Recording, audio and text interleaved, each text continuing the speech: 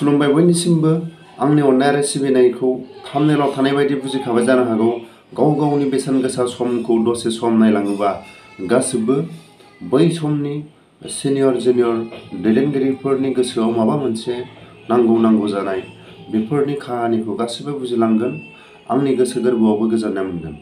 दिनैनि बे समाव आं गेदेरमा रायजो राजाफोरनि खाथियाव साफ्रोमबो एक्स-एन-डिफोरनि खाथियाव आङो सावरायो।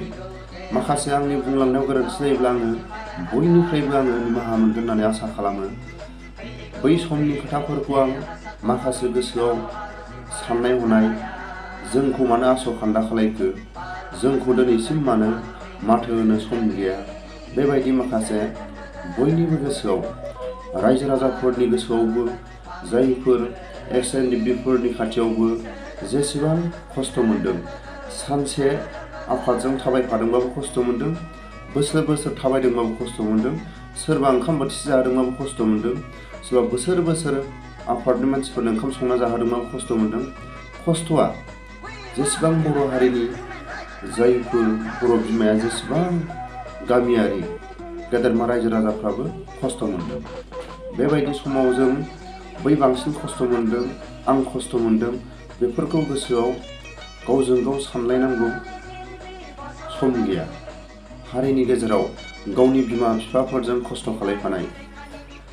जोङो नैबेखौसो बुंनांगोन, जेब्ला आलफानि जायफोर सोरबा हौवा गोमाजानाय, जायफोर आलफानि जाय मानसिया आलफा हौवाया बिनि हिनजावबो आलफा।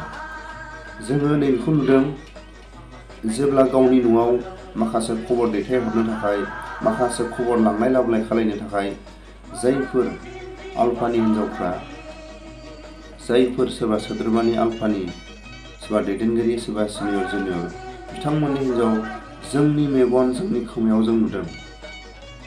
जेब्ला आलफानि जायफोर हिनजावफ्रा सोरबा ट्रेनिं लायै आलफानि बिसि जायफोर बिथांमोननि हिनजावफ्रा जेब्ला लांलाय लाबोलाय माखासे खबर लाबोयो, बे समाव माखासे पुलिसनि हान्जाफ्रा बिथांमोननि बिसिफोरखौ जेब्ला हमो, अब्ला जोंथ' नुयो जेरैबायदि आलो गोजोनै, जेरैबायदि बरायनानै बेसेबांबा मिनिस्टार एम-एल-ए जिरायग्रा रुमफ्राव सोनानैसो बिथांमोनखौ दोनो। ओरैबायदि सिबियो जेब्ला जों बिथांमोननि माखासे आलफाफोरनि जायफोर हिनजावफोर बा जायफोर सोरबा दैदेनगिरिफोरनि हिनजाव, बिसोरखौ ओरैबायदि एस्कर्ट होनानै लांनाय बायदिसो जों नुयो सम सम। बेबायदिखौ जोङो नुयोबा गोसोआव, जोंनि गोसोआव माखासे जोंखांनाय, गोसोआव रागा जोंनाय फैयो। बर' माहारिनि बिर जोहोलावफोरनि जेब्ला हिनजावफ्रा हमजायो, जेब्ला बर' माहारिनि बिर जोहोलावफोरनि सोरबा मोजां मोनलायनाय, सोरबाया हाबा जानानै न'आव थानाय, बेबायदि समाव जेरैबायदि पुलिसनि दैदेनगिरिफ्रा थांनानै माबायदि माखासे बेब'हार खालायो, बुद्रु गारियाव थिखांनानै दाउ अमाफोरबायदि लाना फैयो, बेबायदि माखासे जोङो लकआपआव गारनानै दोननाय, जोङो माबायदि सास्ति होयो, जों बेबायदिखौ जों नुबोदों।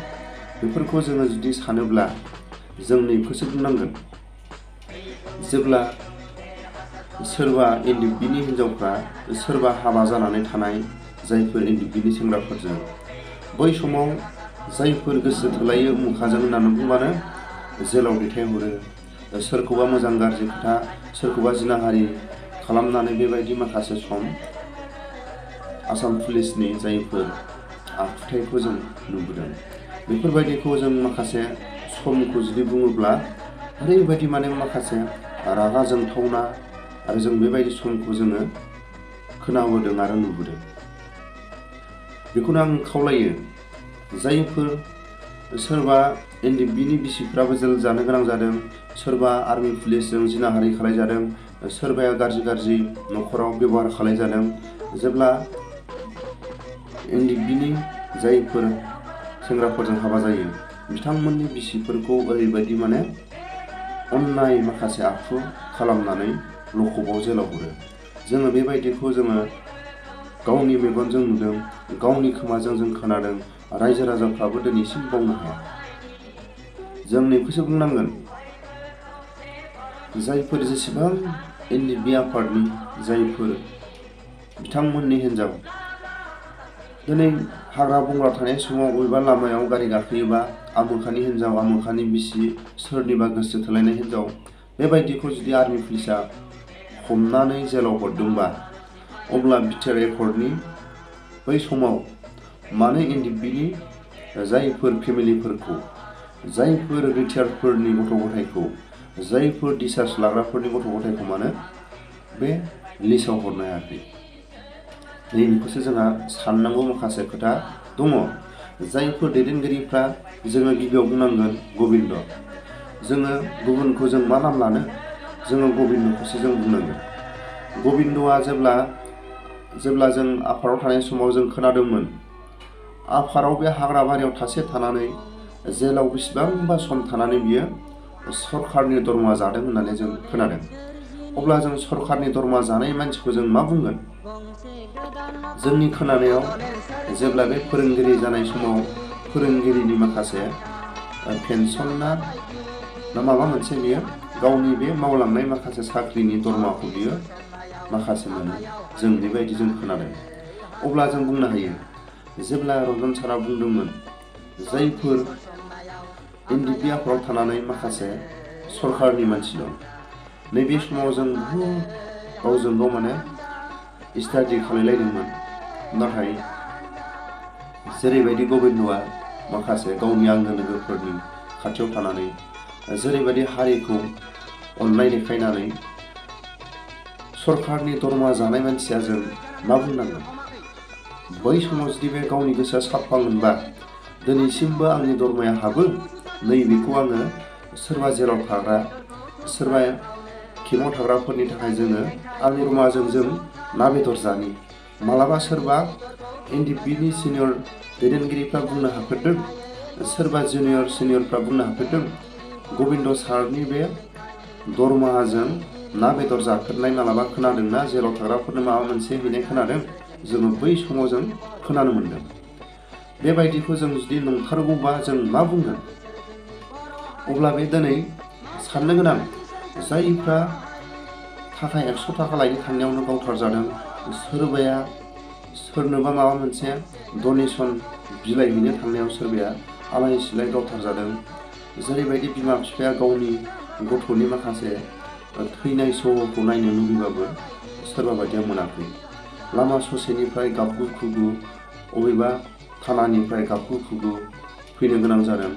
गावनि गथ'नि आलाय सिलाय गुलिनि माखासे थैजों दुगैनाय महरखौ नायनो थांनायाव मालाबाबो बर' बिमाया सोरबा बायदिया गावनि गथ'नि थैजों दुगैनाय महर मोखांखौ मालाबाबो बिलिरनानै एसे फैनो लुगैदोंबाबो सरकारनि माखासे आसाम पुलिसनि आर्मि पुलिसफोरनि नासयनायाव बेबायदि माखासे जाबोनो गोनां जादों। बेबायदि समखौ जों दिनै गोसोखाङोबा जों मा बुंनांगोन? जायफोर बेसेबां सम आलाय सिलाय माखासे हारिखौ आरो आफादखौ फोथांनो थाखाय डनेसन बिलाइ हैनो थांनायाव माखासे रां रुफा डनेसन लायनो थांनायाव आलाय सिलाय गावथार जादों। सोरबाया बेसेबांबा सम NDPनि सेंग्राफोरजों हाबा जानानै आलाय सिलाय अबेबा जायगायाव गावथार जाबाय, अबेबा जायगायाव आलाय सिलाय हमजाबाय। बेबायदि माखासे NDPनि सेंग्राफोरजों हाबा जानाय जायफोर बाजैमोन मादैमोन सोरबा नानिमोन बेबायदि खस्थ' जाबोनो गोनां जादों। बै समाव बिटिआर एकर्ड जाहां मानो NDPनि दैदेनगिरिफ्रा सिनियरफ्रा मानो जायफोर आफादनि हिन्जावफोरखौ मानो लिस्ट हरनो हायाखै? जों नैबेखौ बेसेबांबा जुदि सानोब्ला जोंनि NDPनि माखासे सिनियर दैदेनगिरिफोरनावबो भुला दं। जों नैबेखौसो बुंनांगोन। बेसेबांबा सम हाग्रा बंग्रा NDPनि केम्पफ्राव माबायदि खस्थ' जाफाबोदोंमोन, जाय दिनै NDPनि सेंग्राफोरजों बेसेबांबा सम हाबा जानानै खस्थ' जाबोबाय आरो जायफोर हाबा जानानै थादों रावबो सिलाय गावनो रोङै गैया। जायफोर जेसेबां खस्थ' खालायदों एसेबां जों नायोबा गासिबो NDP। जों नैबावनो माखासे जों सानबाय थादोंमोन, दिनै माखासे मानसिफोरखौ जुदि लिस्ट हरनो हादोंबा आरो जोंहा लिस्ट हरनो हानायाव जोंहा जेबो आपत्ति गैया, हरनांगौ। सोरबा थैहां थैहां बोराय हाथाय गलायनाय, सोरबा बोराय बुरैया गाबोन सम्फद फैथारसिगोन, बिसोरनि माखासे लिस्टखौबो हरनो हानायमोनबा मोजांसो जागौमोन। नाथाय नैबे फंसे बाथ्राखौ आं खनले खनले बुङो, बेसेबांबा सम हाग्रा बंग्रा गुबुन गुबुन रायजोआव थानानै जायफोर एनडिपिनि सेंग्राफोरजों हाबा जानानै जायफोर खस्थ' खालामफादों, जायफोर फेमिलिफोरनि नामखौ मानि थाखाय हरफानो हायाखै, नैबेफोर माखासे आन्दोआव मा दं? सोरबाया सरकारनि रां रुफा मोननानै एसे माहाजोन जागोन, माबा मोनसे न'खराव उन्नति जागोन, बेबायदि साननानै दंमोन नामा? जों नैखौसो बुंनांगोन।